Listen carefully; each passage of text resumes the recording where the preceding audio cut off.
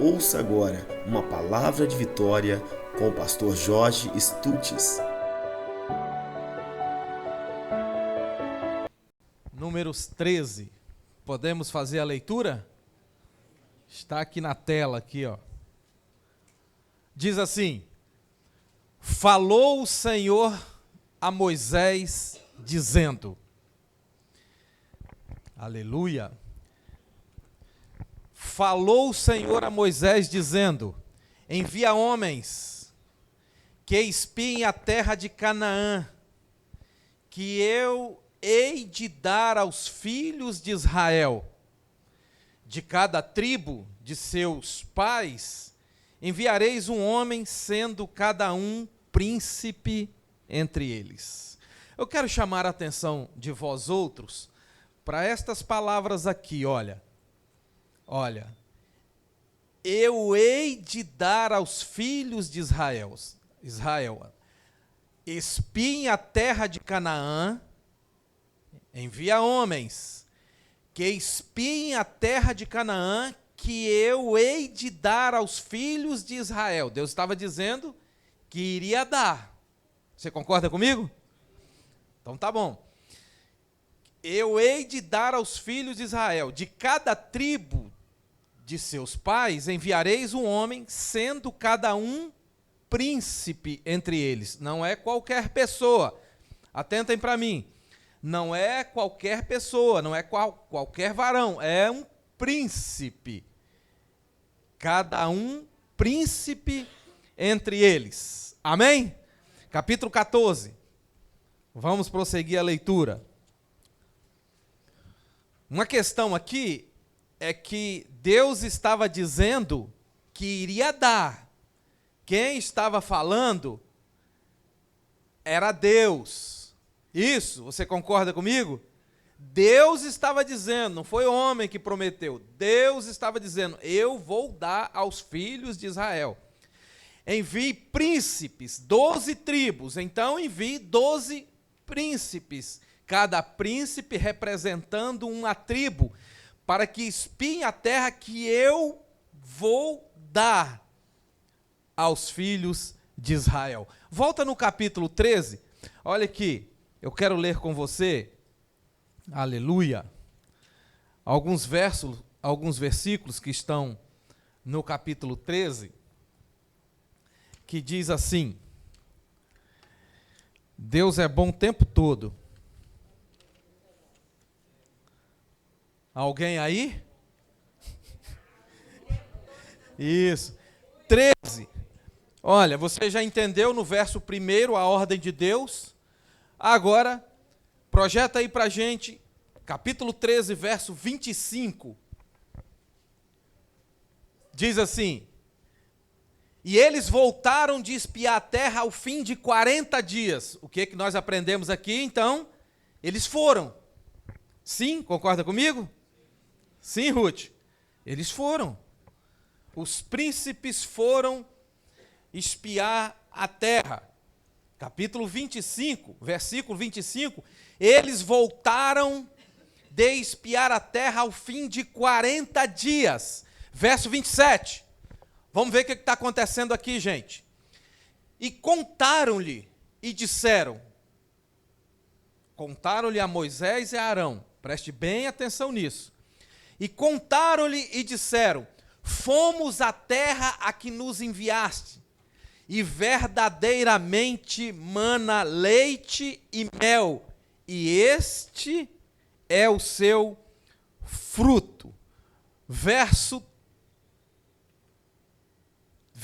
30, diz assim, verso 31, vamos ler o 31. Porém, olha o que eles estão dizendo, olha o que eles estão falando, relatório. Porém, os homens que com ele subiram, disseram, porém os homens, os outros príncipes que subiram com Josué e Calebe, disseram, Verso 31, porém os homens que subiram com Josué, disseram, não poderemos subir contra aquele povo, porque é mais forte do que nós. Preste atenção. Mas Deus não havia dito, no capítulo 13, estão atentos? No verso 1, que era Ele que estava enviando e que Ele iria dar a terra? Não era Deus que estava dizendo isso? Por que é que esses príncipes agora estão dizendo que não poderemos subir contra aquele povo, porque é mais forte do que nós? Que negócio é esse? Me explica isso aqui. Se Deus disse que ia dar, por que é que os príncipes agora estão dizendo que eles não podem contra o povo que habita naquela terra, que Deus disse que iria dar? Eles estão dizendo o seguinte: porque aquele povo é mais forte do que nós. Irmãos, escute isso. Josué e Caleb retornam com esses príncipes e passaram a dar o relatório para Moisés e Arão. E chegaram na congregação como nós estamos aqui para uma reunião solene. E agora, esses príncipes começaram a dizer que na terra onde Deus havia prometido, tinha cananeu, tinha filisteu, tinha os filhos de Anak, os da família de Golias, homens gigantes, e que eles jamais poderiam vencer aqueles homens. Mas foi Deus que prometeu a eles essa terra. Senhoras e senhores, quando esses príncipes começaram a derramar esse relatório negativo na igreja, virou uma bagunça. A igreja virou uma bagunça, a comunidade virou uma bagunça. Porque agora eram 10 covardes contra Josué e Caleb. E esses 10 príncipes covardes começaram a derramar suas lamúrias, e a igreja, a congregação, se alimentou daquela palavra. E virou uma bagunça a comunidade. Verso 30, então Caleb fez calar o povo perante Moisés e disse: certamente subiremos e a possuiremos em herança, porque seguramente prevaleceremos contra ela. Eu quero falar para você desse nível de fé, de coragem.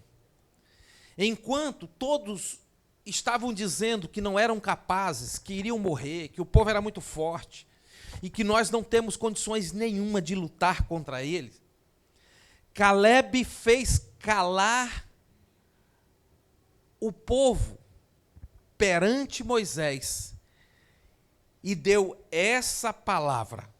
A minha versão diz assim: então Caleb fez calar o povo perante Moisés e disse: subamos animosamente. Essa é a palavra. Subamos animosamente. A questão aqui, senhoras e senhores, é que o povo quer a terra, é que o povo quer a promessa, mas o povo não quer lutar por essa promessa. Não quer batalhar. Não quer suar. Por isso é que os 10 estão dizendo que não tem possibilidade nenhuma de vencer o povo que habita naquela terra que Deus havia prometido. Agora, me diga uma coisa, pense comigo, como é que Deus promete, como é que Deus faz uma promessa àquele povo, e na promessa que Deus está fazendo, tem inimigos e inimigos poderosos? O que é que Deus queria nesse contexto geral, Ruth e Miriam? O que é que Deus queria retirar disso? Deus faz uma promessa e está dizendo: vai, porque essa terra eu vou dar aos filhos de Israel. Então o povo foi. Os 10 foram. Deus disse sobre a promessa, mas não falou das adversidades.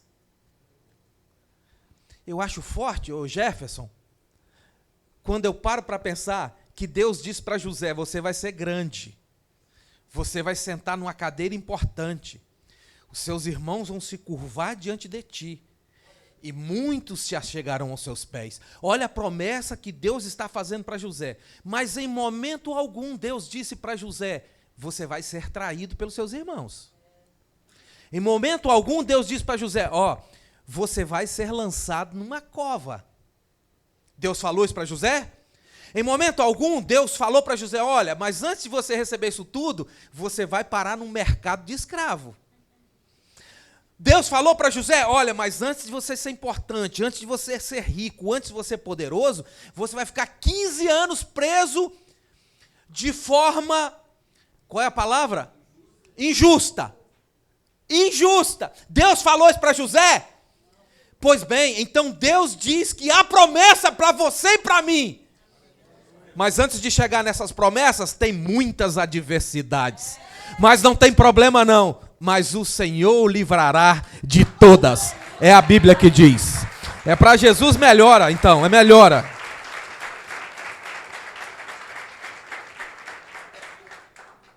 Pare para pensar sobre isso então, que há promessa.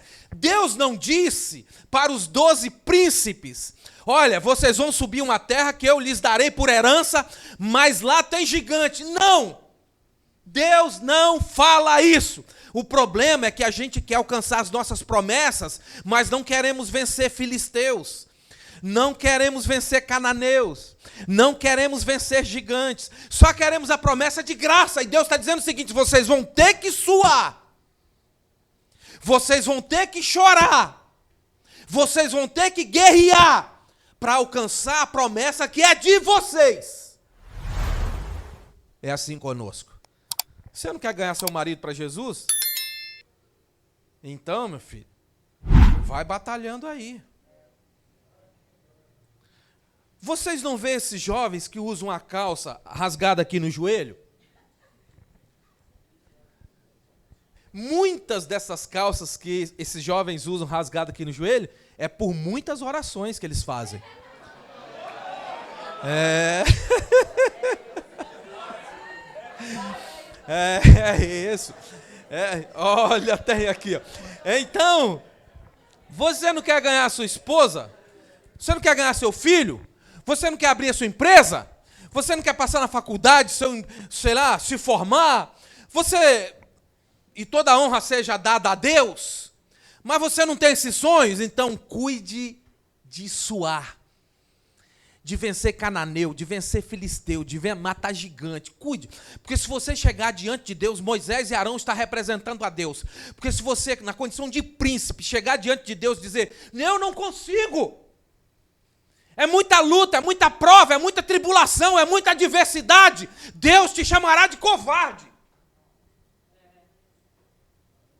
Ele não disse que ia dar, não foi ele que prometeu. Isso que está no teu coração, isso que está na tua mente, não foi Deus que falou que vai te entregar e vai dar? Então creia. Então, chore, ore, soe a camisa, busque, faça, guerreia, enquanto você tem força, enquanto você tem vigor, enquanto você tem coragem, enquanto você tem unção. Eles avacalharam o culto naquele dia.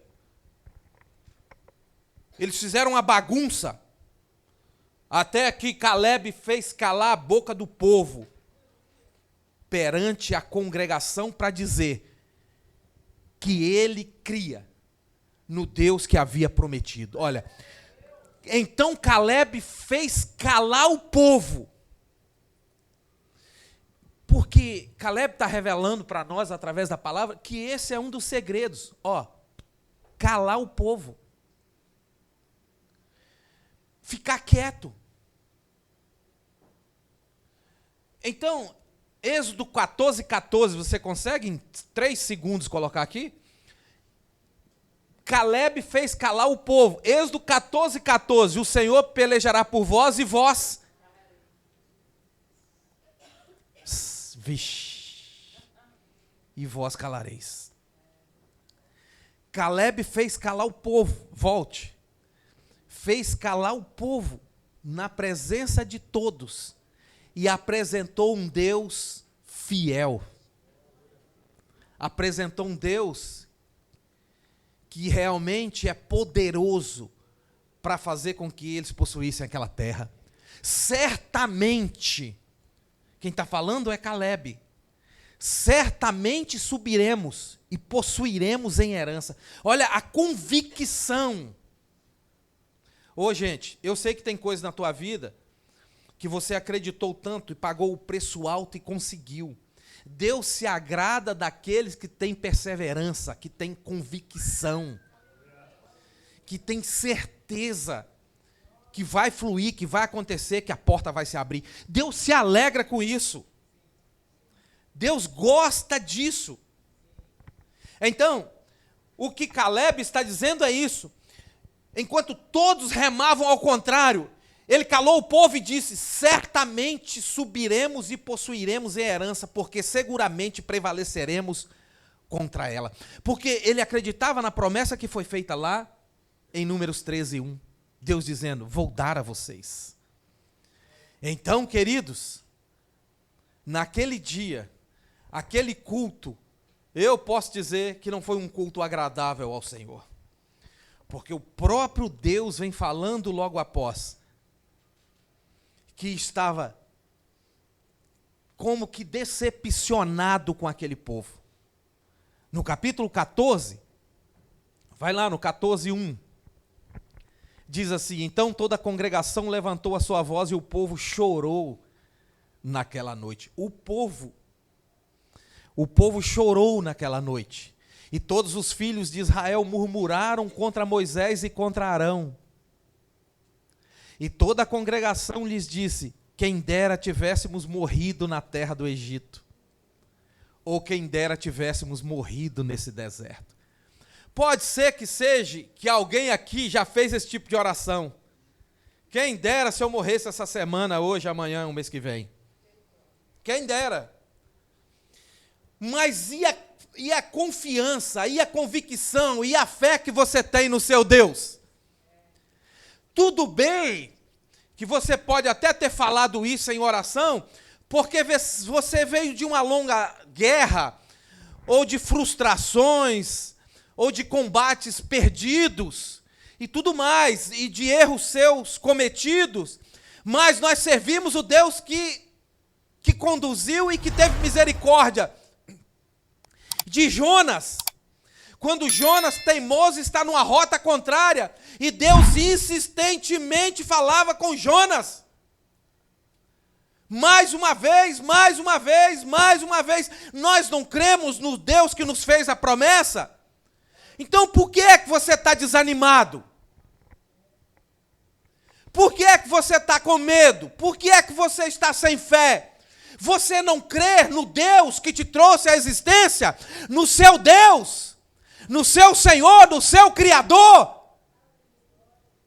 naquele que te gerou e que diz em suas palavras que te conhece lá desde a gestação, desde o primeiro dia, porque foi a mão dele que estava te formando. Você não crê? Por que é que pensas então em desistir, em abandonar? Ou então, por que é que não consegue segurar a nau e começar a remar? Segurar o remo e começar a trabalhar? Eram príncipes que foram ver a terra. E quando viram as adversidades, eles disseram: não, nós não somos príncipes não, nós somos gafanhotos. Você consegue acreditar nisso? Olhe para mim. Você consegue acreditar nisso? Versículo 2, versículo 3. E porque o Senhor nos traz a esta terra para cairmos da espada, só reclamando. E para que nossas mulheres e nossas crianças sejam por presa, não nos seria melhor voltarmos ao Egito? E diziam uns aos outros: constituamos um líder e voltemos ao Egito. Isso aqui é o fim da picada. Isso aqui é o caos instalado. Uma igreja retirada por Deus com mão forte dos poderes de Faraó. Faraó é Satanás. É diabo. Quando a Bíblia está falando de Faraó, a Bíblia está falando do diabo. Eu acho engraçado que quando a gente vai ali para o Guarapari e passa pela terceira ponte e pega aquela... Qual é? Aquela rodovia do Sol, à direita, tem um hotel lá, Hotel Faraó. E toda vez que eu passo lá com a pastora Rosa, fala: você quer ficar aí? Está repreendido em nome de Jesus. Então, Quando a Bíblia está falando de Faraó, a Bíblia está falando do diabo, do inimigo. E agora eles, príncipes, porque eles viram as adversidades e disseram, não, nós não somos príncipes, nós somos gafanhotos. Ô, você é príncipe ou é gafanhoto? Você é princesa ou é gafanhota fêmea?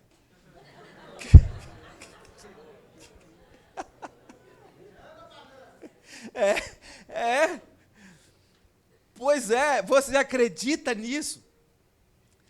Que esses homens disseram isso?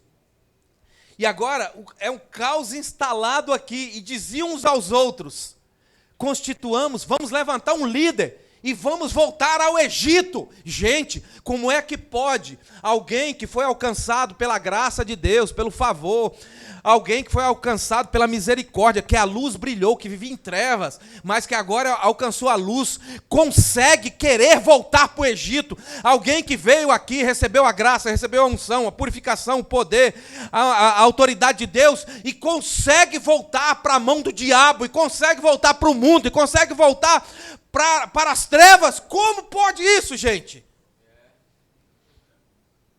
Como pode? Tem uma fala aí que eu vejo passar aí nas redes sociais, dizendo que a abelha ama mel e a mosca ama... Entendeu, né? Então, eu vou falar. Assim, eles dizem assim, a abelha ama mel e a mosca ama cocô. Aí finaliza, mais ou menos isso, finaliza dizendo o seguinte, como pode? Como pode? É uma questão de gosto, mas como pode? Como pode alguém estar livre? Deus fazer uma promessa e dizer, a terra é de vocês. Vai que eu sou convosco. Não disse que tinham que vencer inimigos, mas na nossa vida é assim, gente. A promessa está aí, no reino do Espírito, vinda em tua direção. Agora, não luta não para ver. Não batalha não para ver. Enquanto a vida, a guerra. Se você vê a história de Moisés, do início ao fim, peleja, guerra. Moisés foi o homem escondido, o profeta escondido. Sabe por quê? Quando ele nasceu, ele foi escondido. Quando ele foi se encontrar com Deus no monte para pegar as leis, ele foi escondido. E quando ele morreu, o corpo foi escondido. Escondido quando nasceu, escondido na trajetória, escondido quando morreu. Deus guardou Moisés, assim como nos guarda todos os dias. Olha, Deus nos guarda verdadeiramente. Não sei você, mas às vezes acontece comigo, preste atenção, às vezes acontece comigo de eu passar por determinada situação e depois dizer o seguinte, não sei como e de que maneira, mas Deus me deu um livramento agora. Não sei se você já sentiu isso. Deus me deu um livramento agora. Isso é incrível. Isso é incrível. Agora, na condição de príncipe, eles querem voltar ao Egito. E quantos fazem isso, gente? Quantos fazem isso? Pessoas fervorosas que acham um líder que vive em trevas e pega aquela pessoa como seu tutor, como seu senhor, e anda com essa pessoa e volta ao Egito. Como pode, gente? Por que que essa palavra encontra tanta dificuldade para entrar em nós, na nossa vida, no nosso coração? Nós dizemos que somos crentes, somos cristãos, somos cidadãos do céu. Nós falamos isso, nos apresentamos assim, mas o que fazemos para o reino? Qual é a nossa contribuição para o reino de Deus? Tem gente na igreja que tem um talento sobrenatural. seja para pregar, para cantar, sei lá, diversos, mas que não fazem nada. Uns porque não têm ânimo, outros porque arrumam guerras, dificuldades variadas. Eles procuram dificuldades, são inventores de males. E aí a vida vai passando, o tempo vai passando e a pessoa não contribuiu em nada com o reino. Pegue o talento que você tem, desenterra ele e vai trabalhar para o reino de Deus. Trabalha para Deus que Ele vai trabalhar para você. Achegai-vos, pois, a Deus. Ação sua, e Ele se achegará a vós. Pois esses homens diziam, vamos voltar para o Egito. Que coisa triste, irmãos. Dentro desse culto aqui, acredite você, depois você lê o capítulo 14 e você vai ver que a congregação se levantou contra Josué e Calebe para apedrejá-los, para matar mesmo. Mas que igreja é essa, gente? Diz para mim. Que igreja é essa? Eles queriam matar os dois a pedradas. Que tipo de igreja é essa, gente? E eu fico assim maravilhado, porque a Bíblia não esconde isso. Não esconde, para que a gente aprenda a não errar como esses homens erraram. Escute, olhe para mim. A Bíblia podia ocultar o pecado de Davi com Betseba, né? Já que Davi era tão amado de Deus. Tipo assim, o pai bondoso que diz, não vou expor a vergonha desse meu filho amado. Pensa comigo. E aí não iria colocar nas páginas sagradas a história de Davi e Betseba. Porque Davi era o filho amado, então Deus poderia dizer, não vou expor essa vergonha do meu filho, mas está aqui. Para quê? Para que a gente não caia no mesmo erro. Meu Deus, nos ajuda, Senhor. Pois bem, a congregação queria matar a pedradas esses dois, Josué e Calebe, porque eles trouxeram um relatório positivo dizendo, não, nós vamos conseguir. Nós vamos conseguir. Eles diziam insistentemente, e toda a congregação contra. Nós vamos conseguir. Parece que, eu vou finalizar agora, parece que alguém naquele momento perguntou, então como é que nós vamos conseguir? Fala para nós, dá o caminho, dá a receita, como é que nós vamos conseguir? Diz para mim. Então, Josué falou, como? Está aqui, 14, versículo 8 e 9, diz assim, olha o que Josué fala para os homens, vou ensinar a vocês que nós podemos conseguir da seguinte maneira, se o Senhor se agradar de nós. Eita!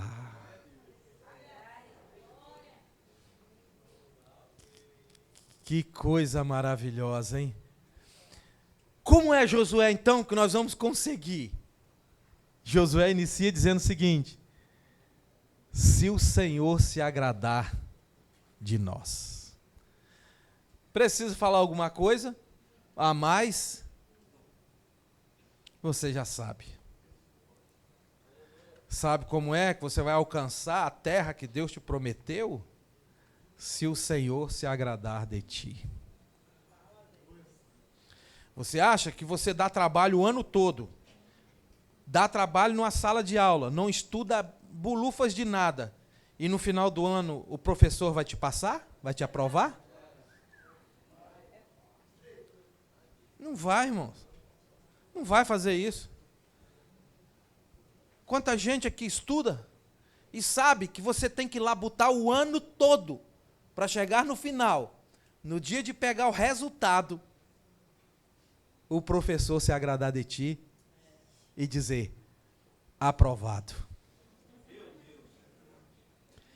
Então José estava dizendo para aqueles homens o seguinte: nós podemos conseguir, com alguns detalhes, com algumas lições. A primeira é: se o Senhor se agradar de nós. Ó, irmãos, agora diz para mim, perfeito eu e você não somos, mas nós temos atitudes. Olhe para mim, dobre a sua atenção.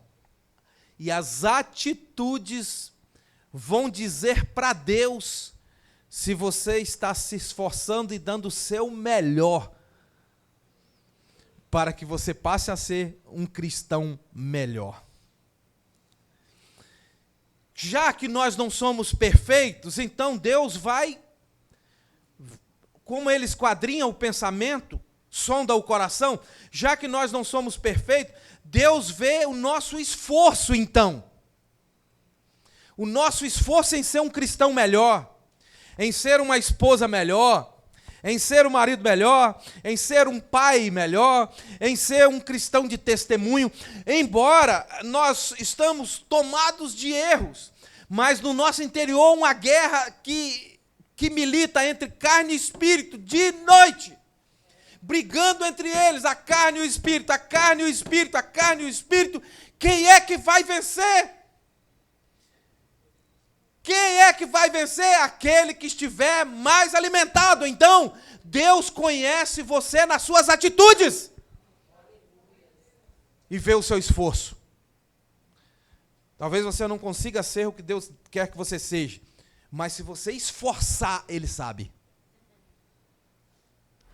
Você já viu essa história? Que tem o aluno inteligente e o aluno esforçado. E tem muitos que dizem: eu não sou inteligente, eu sou esforçado. Isso cabe para nós na caminhada cristã. Inteligente, falta muita coisa para sermos. Nós não conseguimos perdoar um irmão. Que tipo de inteligência é essa? E o Senhor Jesus falou: se você perdoar o seu irmão, eu também te perdoo. Então é burrice. Então, se nos falta inteligência, pelo menos vamos nos esforçar. Se o Senhor se agradar de ti, você vai alcançar essa terra que Ele te prometeu.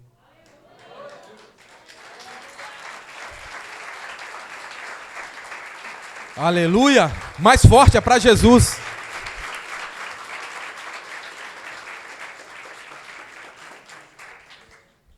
Então Ele está dizendo: se o Senhor se agradar de nós, então nos porá nesta terra. Olha aí. Olha aí. Ô pessoal, escute isso. Tem uma coisa maravilhosa que Deus nos dá a condição é de prosperar. Prosperar é uma bênção, irmãos, para a gente poder ser bênção na vida de outros. Porque se a gente quiser só para nós, Deus puxa o tapete. Então você está prosperando, começa a olhar para o seu lado e ver quem precisa de uma mão estendida. Faça isso. Começa a ser bênção na vida da tua igreja. Se você tem condições, contribua. Prosperar é uma maravilha, mas melhor do que prosperar é entrar em uma terra chamada terra de Canaã, a Jerusalém celestial. Essa é a melhor bênção de Deus. Olha, isso aqui é melhor do que BMW.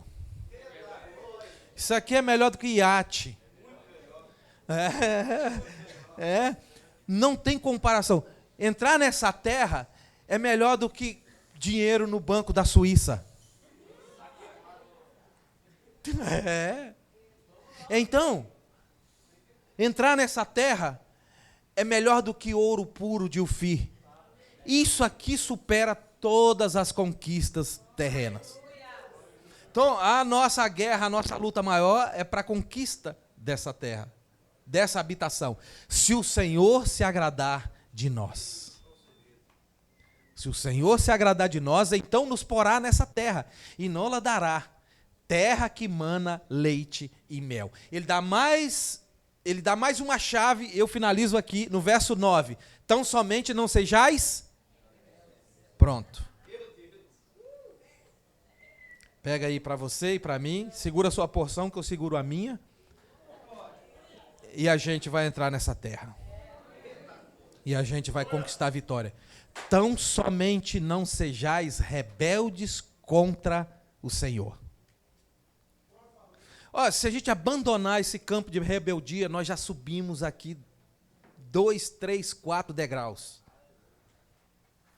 Se o Senhor se agradar de nós, não sejais rebeldes e não temas. Pronto, porque eles estavam com medo das adversidades. Sabe o que aconteceu com os homens que quiseram apedrejar? Ministério de Louvor, por favor. Que quiseram apedrejar Josué e Calebe? Eu falo para vocês aqui, ó, preste atenção. Não olhe para os meninos do louvor, olhe para mim. Sabe o que aconteceu com aqueles homens que trouxeram relatório negativo?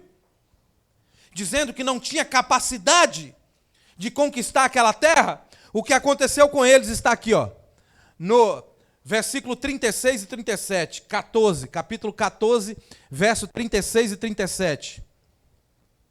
Conseguiu? 36. E os homens que Moisés mandara a espiar a terra, e que voltando fizeram murmurar toda a congregação contra ele, infamando a terra, aqueles mesmos homens que infamaram a terra morreram de praga perante o Senhor.